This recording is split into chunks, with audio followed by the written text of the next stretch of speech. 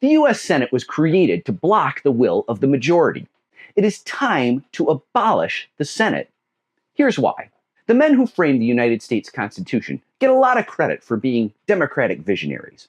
But for every John Adams who believed that the only moral foundation of government is the consent of the people, there was an Alexander Hamilton who believed the public was a great beast that must be tamed. These men, sometimes called the Founding Fathers, are treated with great reverence, almost as gods among men. But they were not gods. They were most definitely men. And these men had their own motivations for creating the government that we have today. According to James Madison, one of the primary reasons for making the new government was to protect the minority of the opulent against the majority. Madison said, "Our government ought to secure the permanent interests of the country against innovation. Landholders need a check on the power of the Democratic majority," he continued.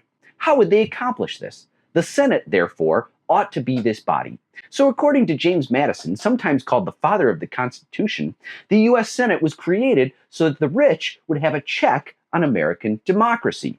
It's known as the Great Compromise, as if the innovation that the framers came up with in Philadelphia 1787 was so amazing it must always be referred to in capital letters as great. The question at hand during the Constitutional Convention was how power would be distributed inside the legislature. On one side, the larger states favored having two chambers, where both had representatives based on the population of each state.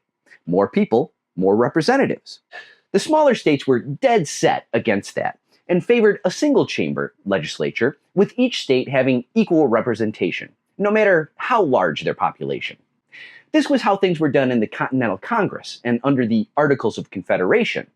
After going around and around for weeks, the Great Compromise tried to thread the needle by taking the bicameral legislature and population-based representation from one side and coupling that with a Senate, where every state got equal representation from the other. The idea wasn't exactly a smash hit with the delegates, but it got the job done, passing by just one vote. Thus, the Constitutional Convention was saved, and our founding document eventually passed. Great Compromise. The framers were terrified of actual democracy. As Yale professor Robert Dahl described in his book, How Democratic is the American Constitution, he writes, conservative delegates among the framers feared that if ordinary people were given ready access to power, they would bring about policies contrary to the views and interests of the more privileged classes, which, as the conservative delegates viewed their interests, were also the best interests of the country.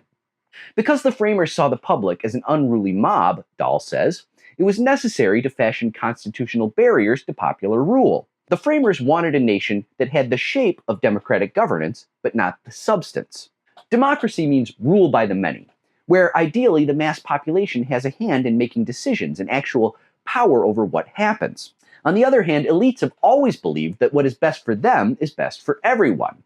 Their fear is that if a broad population were given power to make decisions, they won't do what elites believe is best. What that really means is that elites know the masses won't do what's best for elites. This is why the framers made a republic. The difference between a republic and democracy is that representatives are chosen, supposedly by a democratic majority, to make decisions that the majority wants. The truth is, republics are a way of preserving minority rule. Consider for a moment just who the Founding Fathers were.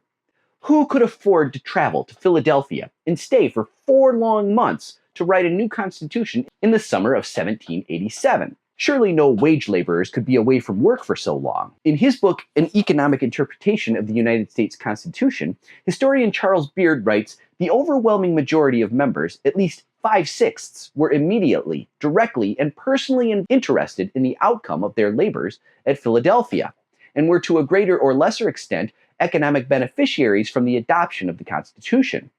Beard says that at least 80% of the delegates who wrote our Constitution stood to gain something by its creation. This was not a purely patriotic exercise. Our first president, George Washington, who presided over the Constitutional Convention, was the Elon Musk of his day.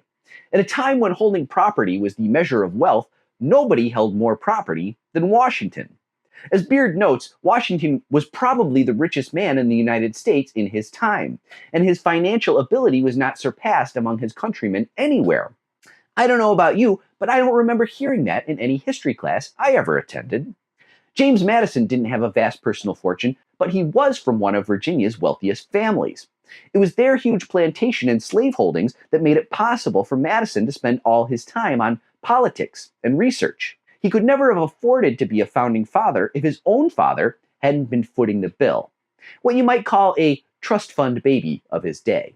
A strong bicameral legislature, meaning the upper body has a dominant veto power over the other, is a common feature in the United States, used in 49 of 50 state legislatures and the US Congress. But it is an anachronism in the rest of the world's governments, who choose not to let an upper body block the democratic choices of their popular assemblies. But that was, of course, precisely the point. As Framer Edmund Randolph said about the Senate, the object of this second branch is to control the Democratic branch of the national legislature. If it not be a firm body, the other branch, being more numerous and coming immediately from the people, will overwhelm it. Alexander Hamilton, protagonist of his own hip-hop Broadway musical, spoke approvingly of the class-based House of Lords that inspired the Senate. He liked how it formed a permanent barrier against every pernicious innovation, whether attempted on the part of the Crown or of the Commons. He went on to observe that all communities divide themselves into the few and the many. The first are the rich and well-born, the other the mass of the people. Since, he reasoned, the people were fickle and rarely ever made good decisions, he said, give therefore to the first class a distinct permanent share in the government. Nothing but a permanent body can check the imprudence of democracy. We are taught to perceive this protection of minority rights as a good thing. We are encouraged to internalize the idea that the founders were bravely protecting the American public from an imagined tyrannical majority, and that we should be grateful we are protected from ourselves. But this perspective forces us to buy into our own oppression. The only minority rights that the framers really cared about were the minority they represented, the rich. Robert Dahl sums it up, saying, "The main reason, perhaps the only real reason, why second chambers exist in all federal systems is to preserve and protect unequal representation. In a word, they are designed to construct a barrier to majority rule at the national level. Because of the way the framers constructed our government, the US Senate has equal power with the House of Representatives. Both must consent to pass any law. But the completely unequal distribution of power inside the Senate makes it one of the least democratic institutions in the free world. There's a term for when states with small populations represent the same number of people as states with big populations: malapportionment. Comparing the US Senate to other legislative bodies around the globe, Robert Dahl found that only 3 countries, Argentina, Brazil, and Russia, had less democratic chambers. Law professor Sanford Levinson from the University of Texas wrote, "The Senate constitutes a threat to the vitality of the American political system in the 21st century."